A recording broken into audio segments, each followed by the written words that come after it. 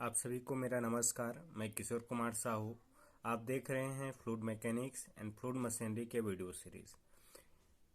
इस लेक्चर में हम लोग डिस्कस करेंगे कि नोजल से निकला हुआ जेट जब किसी प्लेट पे स्ट्राइक करता है ना, तो जो प्लेट है वो स्थिर अवस्था में हो सकता है या गतिमान अवस्था में हो सकता है। ठीक है, तो हमने 3 तरीके के प्लेट के बारे में डिस्कस किया हुआ है। एक वर्टिकल प्लेन, दूसरा इंक्लाइन प्लेन और तीसरा कर्व प्लेट, है ना। और कोई भी प्लेट हो, जब वो स्थिर अवस्था में होता है तो उस पर लगने वाला बल अधिकतम होता है। लेकिन अगर वो स्थिर अवस्था में है और उसमें हम इम्पैक्ट ऑफ जेट दे रहे हैं, ठीक है, तो इम्पैक्ट ऑफ जेट या जेट के द्वारा उस प्लेट पे लगने वाले बल का कोई महत्व नहीं रह जाता है यदि वह प्लेट क्या है, स्थिर अवस्था में है। क्योंकि बेसिकली हम जेट का यूज़ करते हैं किसी प्लेट को मूव कराने के लिए। ठीक है, इसका मतलब जेट के द्वारा जो बल लग रहा है उससे क्या होना चाहिए, कोई प्लेट जिस पे वो स्ट्राइक कर रहा है वो क्या होना चाहिए, मूव होना चाहिए जेट के फोर्स से। तभी उस जेट के लगाए गए बल का हम उपयोग कर सकते हैं।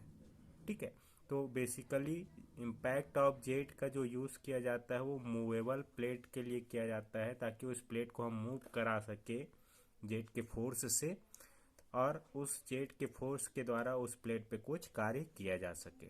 ठीक है, तो अभी तक हमने डिस्कस किया हुआ है कि कोई भी प्लेट जो है, अगर वो जो जेट जो है किसी प्लेट पे स्ट्राइक कर रहा है ना, तो उसमें हमें वर्क प्राप्त होता है, वर्क डन प्राप्त होता है। तो वर्क डन क्या होता है, work done by jet on moving plate. Plate हमेशा हमने डिस्कस किया है कि जिस डायरेक्शन में फोर्स ऐड कर रहा है जेट के द्वारा, मतलब जेट के डायरेक्शन में ही वो मूव करता है, इसलिए उसी डायरेक्शन में हमें कार्य भी प्राप्त होता है ना। तो work done by jet on moving plate in the direction of jet क्या हो जाता है, in the direction of jet, jet की दिशा में जेट द्वारा गतिमान प्लेट पे किया गया कार्य, ये क्या हो जाता है, work done. W is equal to F X into you.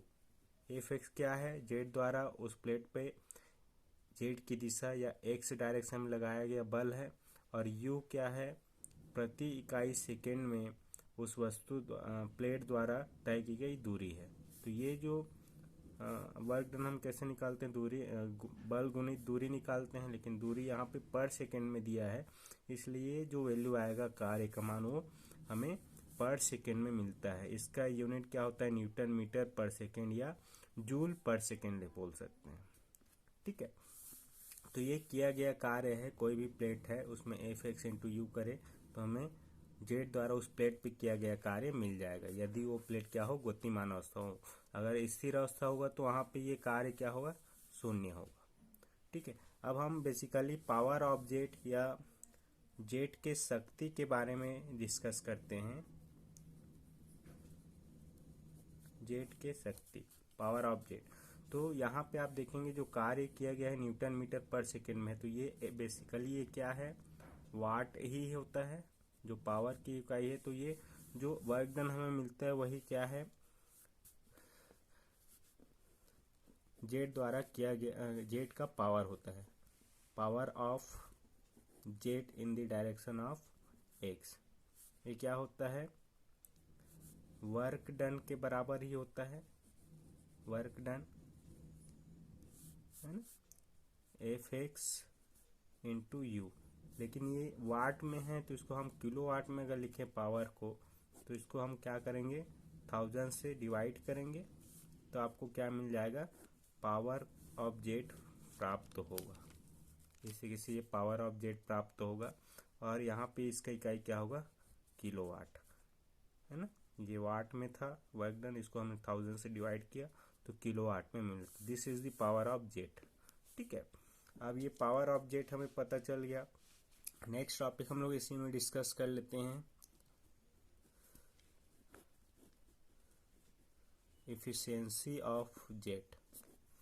जो जेट किसी गतिमान वस्तु या प्लेट पे टकरा रही है ना, तो इस जेट के द्वारा कार्य किया जा रहा है।